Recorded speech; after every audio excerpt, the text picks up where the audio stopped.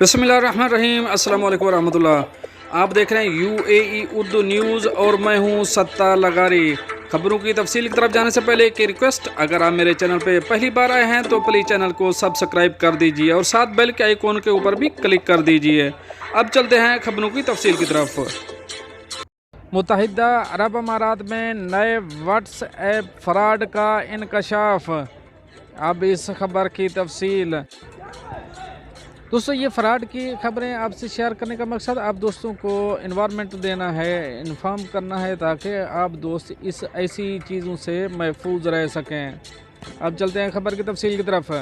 خلیجی میڈیا کے مطابق اس جیل سازی میں ایک دھوکہ باز متاثرہ کو سینٹرل بینک آف UAE سے واٹس ایپ پر قانونی نوٹس بھیجتا ہے۔ تاہم قریب سے دیکھنے پر یہ بتانا نسبتاً آسان ہے کہ یہ دستاویزات جعلی ہیں۔ قانونی اطلاعات کے عنوان سے دستاویز میں املاک کی کچھ واضح غلطیاں ہیں۔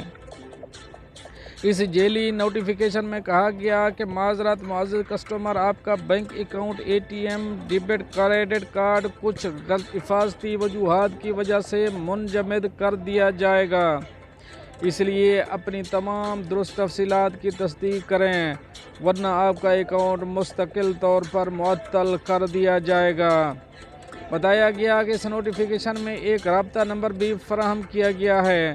اس میں ایک دستخط اور ڈاک ٹکٹ گرامر کی ایک اور غلطی کے ساتھ بھی شامل ہے۔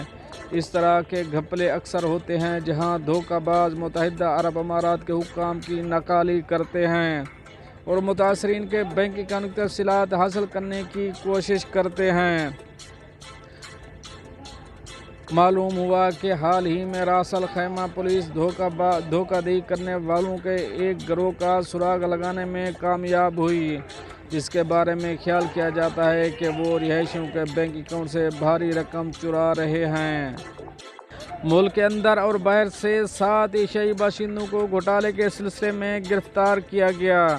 پولیس نے طریقہ کار کی وضاحت کرتے ہوئے کہا کہ یہ گروہ بینک کے نمائندوں کے طور پر ظاہر ہوتا ہے اور فون کال یا جعلی واٹس ایپ پیغامات کے ذریعے رہائشیوں سے رابطہ کرتا ہے اور پھر لوگوں کو یہ کہہ کر بینک کی تفصیلات ظاہر کرنے کا کہتے ہیں کہ اگر ڈیٹا فراہم نہیں کیا تو ان کے اکاؤنٹس کو بلاک کر دیا جائے گا۔ اس فراڈ کا شکار ہونے والے متاثرین جیل سازوں کو اپنے بینک اکاؤنٹ تک رسائی دے دیتے ہیں اور ان کی جمع پونجی ختم ہو جاتی ہے۔ اب چلیں گے اپنی نیکسٹ اپڈیٹ کی طرف۔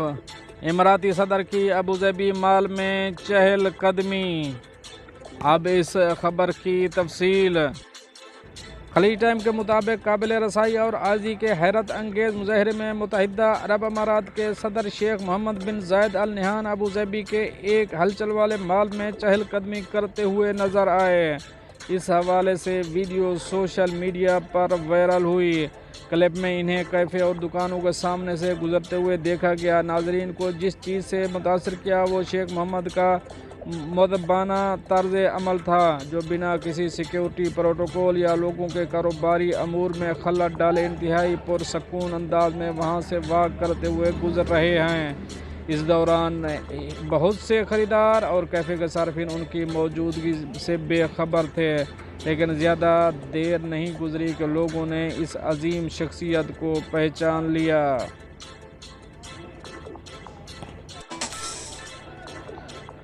سعودی کلب کے لیے کھیلنے والے جرمن فٹ بالر رابرٹ باور نے اسلام قبول کر لیا۔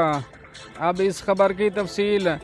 جرمن فٹ بالر رابرٹ باور، جو اس وقت سعودی عرب کے کلب التائی FC کے لیے کھیل رہے ہیں، نے اپنی سرکاری انسٹاگرام کے ذریعے عوامی طور پر اسلام قبول کرنے کا اعلان کیا ہے۔ 27 سالہ ڈیفینڈر نے نماز میں اپنی ایک تصویر شیئر کی، جس میں اس نے ایک دلی پیغام بھی دیا، جس میں بتایا گیا کہ اس کا اسلام قبول کرنے کا فیصلہ اس کی بیوی اور اس کے خاندان سے متاثر تھا۔ انہوں نے اپنے سفر میں ملنے والے تعاون اور حوصلہ افزائی کے لیے شکریہ ادا کیا۔ باور کے فٹ بال کیریئر نے اسے کئی ہنڈس لیگا کلبوں کے لیے کھیلتے دیکھا ہے۔ روسی اور بیلجیم کی لیگز بھی شامل ہیں۔ اس کا اسلام قبول کرنا مذہب کی عالمی نمو کے ساتھ موافق ہے، جیسا کہ پیور ریسرچ سینٹر نے پیش گوئی کی ہے کہ جو اس بات کی نشاندہی کرتا ہے کہ اسلام دنیا بھر میں سب سے تیزی سے پھیلنے والا مذہب ہے اور سال 2015 سے 2060 کے درمیان دنیا میں مسلمانوں کی مجموعی آبادی کی شرح میں 2 گنا سے زیادہ اضافے کی توقع ہے۔